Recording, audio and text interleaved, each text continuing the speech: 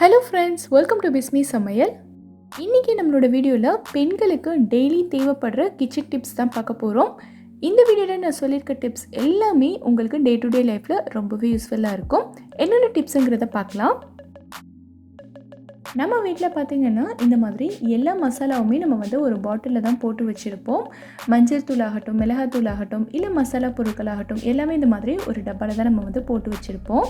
நாளாக பார்த்திங்கன்னா அந்த டப்பாவோட கலர் அப்படியே மாறிடும். நான் மஞ்சள் தூள் போட்டு வச்சுருக்கிறதுனால இந்த டப்பா பார்த்திங்கன்னா ஃபுல்லாக மஞ்சள் கலரில் ஆயிடுச்சு. நம்ம ஒரு டிரான்ஸ்பரண்ட் டப்பாலையோ இல்லைனா ஒரு கண்ணாடி பாட்டிலையோ போட்டு வச்சுருந்தோன்னா அந்த பாட்டில் ஃபுல்லாகவே மஞ்சள் கலர் ஆயிரும். நம்ம வேறு எந்த பொருளுமே அதில் போட்டு வச்சு யூஸ் பண்ண முடியாது. ஸோ அந்த மாதிரி ஆகாமல் இருக்கிறதுக்கு நம்ம என்ன பண்ணலான்னா, மசாலா பொருட்களை கொட்டுறதுக்கு முன்னாடி இந்த டப்பா ஃபுல்லாகவே நம்ம எண்ணெய் அப்ளை பண்ணிக்கலாம். நான் இன்றைக்கி நம்ம எப்போவுமே சமையலுக்கு யூஸ் பண்ணுற எண்ணெய் தான் அப்ளை பண்ணியிருக்கேன். இந்த மாதிரி நம்ம பாட்டிலில் எண்ணெய் அப்ளை பண்ணிவிட்டு அதுக்கப்புறமா மசாலாவை கொட்டும்போது நமக்கு பாட்டிலோட கலரும் மாறாது, நம்ம மசாலாவும் நல்ல ஃப்ரெஷ்ஷாகவே இருக்கும். நீங்களும் ட்ரை பண்ணி பாருங்கள். இப்போது அடுத்த டிப்ஸ் என்னங்கிறத பார்க்கலாம். நம்ம வீட்டில் பார்த்திங்கன்னா இந்த மாதிரி வெல்லம், கருப்பட்டி எல்லாம் வாங்கி வச்சுருப்போம். கொஞ்சம் நாளாயிட்டாலே பார்த்திங்கன்னா இந்த வெல்லத்து மேலே ஒரு மாதிரி ஃபங்கஸ் ஃபார்ம் ஆன மாதிரி இருக்கும். ஏதாவது எறும்பு வந்துட்டாலும் இந்த வெல்லம் ஃபுல்லாக ஓட்டையாக ஆகிடும். அது மட்டும் இல்லாமல் நம்ம ஸ்டோர் பண்ணுற டப்பாவில் ஏதாவது ஈரப்பதம் இருந்தாலும் இந்த வெல்லம் ஃபுல்லாகவே ஃபங்கஸ் ஃபார்ம் ஆகிட்டு டக்குன்னு கெட்டு போயிடும்.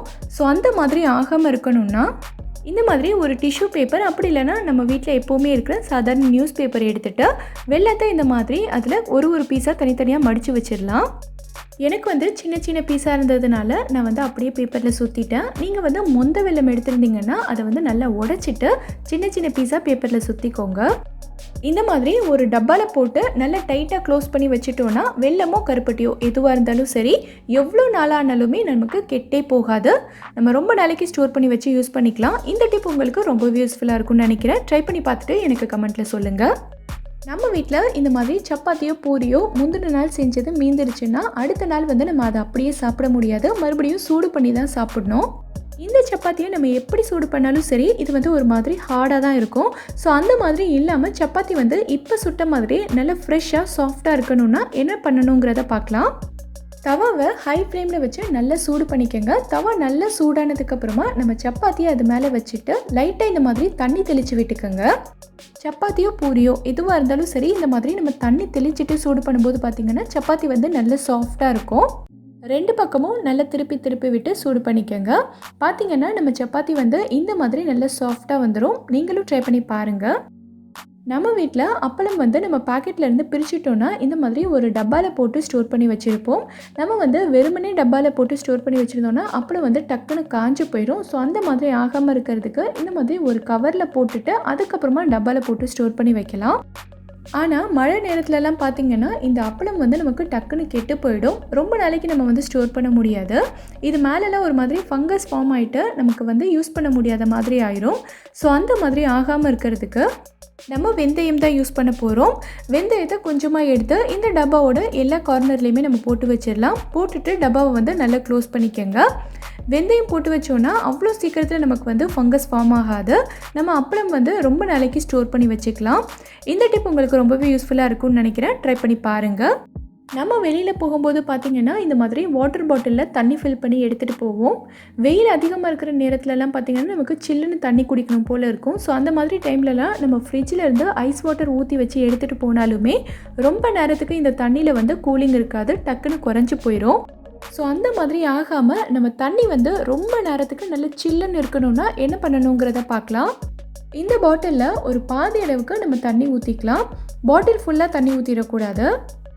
இப்போது இந்த பாட்டிலை இந்த மாதிரி படுக்க வச்சு இதே பொசிஷனில் ஃப்ரீசரில் வச்சுருங்க. ஒரு 3 மணி நேரத்தில் பார்த்திங்கன்னா தண்ணி இந்த மாதிரி நல்லா ஃப்ரீஸ் ஆயிரும். இப்போது இதில் நம்ம மறுபடியும் ஐஸ் வாட்டர் ஊற்றி ஃபில் பண்ணிக்கலாம். இந்த பாட்டிலை நம்ம வெளியில் எடுத்துகிட்டு போகும்போது நமக்கு ரொம்ப நேரம் ஆனாலுமே நம்ம தண்ணி நல்ல சில்லுன்னு கூலிங்காகவே இருக்கும். தண்ணி மட்டும் இல்லை, நீங்கள் ஜூஸ் எடுத்துகிட்டு போகிறதா இருந்தாலும் சரி, இதே மெத்தடை ட்ரை பண்ணலாம். உங்களுக்கு ரொம்பவே யூஸ்ஃபுல்லாக இருக்கும். ட்ரை பண்ணி பாருங்கள். நம்ம வீட்டில் பிரியாணி, வெரைட்டி ரைஸ் எல்லாம் பண்ணணுன்னா இந்த மாதிரி வெங்காய பச்சடி செய்வோம். ஆனால் வீட்டில் இருக்க குட்டீஸ் பார்த்திங்கன்னா இதில் காரம் அதிகமாக இருக்குன்னு சொல்லிட்டு இதை சாப்பிட மாட்டாங்க. வெங்காயத்தில் காரம் அதிகமாக இல்லாமல் வீட்டில் இருக்க குட்டீஸ், பெரியவங்க எல்லாருமே விரும்பி சாப்பிட்ணுன்னா என்ன பண்ணணுங்கிறத பார்க்கலாம். வெங்காயத்தை இந்த மாதிரி நல்ல நீளமாக மெல்லிஸாக ஸ்லைஸ் பண்ணிக்கோங்க. இப்போது இந்த கட் பண்ண வெங்காயத்தை ஒரு 2 நிமிஷத்துக்கு இந்த மாதிரி நம்ம தண்ணியில் போட்டு வச்சிடலாம். ஒரு ஸ்பூன் வச்சு லைட்டாக இந்த மாதிரி மிக்ஸ் பண்ணி விட்டுக்கோங்க. ஸோ வெங்காயம் வந்து ஒன்றோடு ஒன்று ஒட்டாமல் நல்லா தனித்தனியாக பிரிஞ்சு வந்துடும். ஒரு 2 நிமிஷத்துக்கு அப்புறமா வெங்காயத்தை தண்ணி எல்லாத்தையும் நல்லா வடிச்சிட்டு நம்ம வந்து தயிரில் சேர்த்துக்கலாம். இந்த மாதிரி நம்ம வெங்காய பச்சடி செய்யும்போது இதில் வந்து காரம் அதிகமாக இருக்காது, டேஸ்ட்டும் அவ்வளோ சூப்பராக இருக்கும். குட்டீஸ்லேருந்து பெரியவங்க வரைக்கும் எல்லாரும் விரும்பி சாப்பிடுவாங்க. நீங்களும் ட்ரை பண்ணி பாருங்கள். இப்போது அடுத்த டிப் என்னங்கிறத பார்க்கலாம். நம்ம எல்லாருக்குமே பூண்டு உரிக்கிறது வந்து ஒரு கஷ்டமான வேலை தான். அதுலேயும் ரொம்ப சின்ன பல்லு பூண்டுலாம் இருந்ததுன்னா அதை உரிக்கிறது ரொம்ப ரொம்ப கஷ்டம். நான் இன்றைக்கி வந்து கொஞ்சம் பெரிய சைஸ் பூண்டு தான் எடுத்திருக்கேன். நம்ம எவ்வளோ பூண்டு இருந்தாலுமே எந்த கஷ்டமுமே இல்லாமல் ஒரு 2 நிமிஷம் இருந்தால் போதும், மொத்த பூண்டையும் உரித்து முடிச்சிடலாம். எப்படிங்கிறத இப்போ பார்க்கலாம். பூண்டை இந்த மாதிரி பல்லு பல்லாக தனித்தனியாக பிரிச்சுடுங்க. பிரிச்சுட்டு இதை வந்து ஒரு பேனில் போட்டு நம்ம லைட்டாக சூடு பண்ணிக்கலாம். ஸ்டவ்வை வந்து நல்லா குறைச்சி வச்சுருங்க. குறைச்சி வச்சுட்டு ஒரு 10 செகண்ட்க்கு மட்டும் இந்த பூண்டை நம்ம சூடு பண்ணிக்கலாம். பூண்டுக்கு மேலே இருக்க தோல் மட்டும்தான் சூடாகணும். ஒரு 10 செகண்ட்லேயே நம்ம வந்து ஸ்டவ் ஆஃப் பண்ணிக்கலாம். ஸ்டவ் ஆஃப் பண்ணிவிட்டு இதை வந்து உடனேவே வேறு ஒரு பிளேட்டில் கொட்டிட்டு நல்லா ஆற விட்டுறலாம். ஆறினதுக்கப்புறமா தான் நம்ம வந்து பூண்டு உரிக்கணும். சூடாக இருக்கும்போது நீங்கள் உரிக்க ட்ரை பண்ணிங்கன்னா கண்டிப்பாக வராது.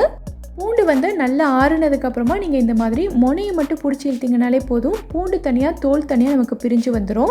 இந்த மாதிரி பேனில் போட்டு சூடு பண்ணுறதுக்கு பதிலாக உங்கள் ஊரில் நல்ல வெயில் அடிக்குது அப்படின்னா பூண்டை வந்து ஒரு 10 நிமிஷத்துக்கு நல்ல வெயிலில் வச்சுருங்க. 10 நிமிஷத்துக்கு அப்புறமா பூண்டை வந்து நல்லா ஆற விட்டுருங்க. ஆற விட்டுட்டு உரித்து பார்த்தீங்கன்னாலும் இதே மாதிரி தோல் தனியாக பூண்டு தனியாக வரும். இது வந்து உங்களுக்கு ரொம்பவே யூஸ்ஃபுல்லாக இருக்கும்னு நினைக்கிறேன். ட்ரை பண்ணி பார்த்துட்டு எனக்கு சொல்லுங்கள். நம்ம வீட்டில் இந்த மாதிரி குழந்தைங்களோட வாட்டர் பாட்டில்ஸ் நிறையா இருக்கும். இது வந்து நம்ம ரொம்ப நாளைக்கு யூஸ் பண்ணாமல் மூடியே வச்சுருக்கும் போது இதிலேருந்து ஒரு மாதிரி ஸ்மெல் வரும். என்ன தான் நம்ம வந்து டிஷ்வாஷர் போட்டு கழுவினாலுமே இதோட ஸ்மெல் வந்து அவ்வளோவா போகாது. ஸோ ஒரு ஈஸியான மெத்தடில் இந்த ஸ்மெல்லை எப்படி போக வைக்கிறதுன்னு நம்ம பார்க்கலாம். இந்த மாதிரி ஒரு பேப்பர் எடுத்துக்கோங்க. நான் வந்து டிஷ்யூ பேப்பர் எடுத்திருக்கேன். உங்கள் வீட்டில் இருக்கிற நியூஸ் பேப்பர் இல்லைன்னா நோட் புக்கில் இருக்கிற பேப்பர் ஏதோ ஒன்று எடுத்துக்கலாம். எடுத்துகிட்டு இந்த மாதிரி லைட்டாக தண்ணி ஊற்றி இதை ஈரப்படுத்திக்கலாம். இந்த ஈரமான பேப்பரை நம்ம வந்து பாட்டிலுக்குள்ளே போட்டு வச்சிடலாம். இதை வந்து நல்லா மூடிட்டு ஒரு 5லேருந்து 6 மணி நேரத்துக்கு அப்படியே விட்டுருங்க. ஒரு 6 மணி நேரத்துக்கு அப்புறமா இந்த பேப்பரை மட்டும் நம்ம வெளியே எடுத்துக்கலாம். எடுத்துகிட்டு இந்த பாட்டிலை வந்து நல்லா காய விட்டுருங்க. காஞ்சதுக்கப்புறமா நீங்கள் எப்பயும் போல் தண்ணி ஊற்றி யூஸ் பண்ணிக்கலாம். இந்த மாதிரி நீங்கள் செய்யும்போது பாட்டிலேருந்து எந்த ஸ்மெல்லுமே வராது. நீங்களும் ட்ரை பண்ணி பாருங்கள். இந்த வீடியோவில் நான் சொல்லியிருக்க டிப்ஸ் எல்லாமே உங்களுக்கு ரொம்பவே யூஸ்ஃபுல்லாக இருக்கும்னு நினைக்கிறேன்.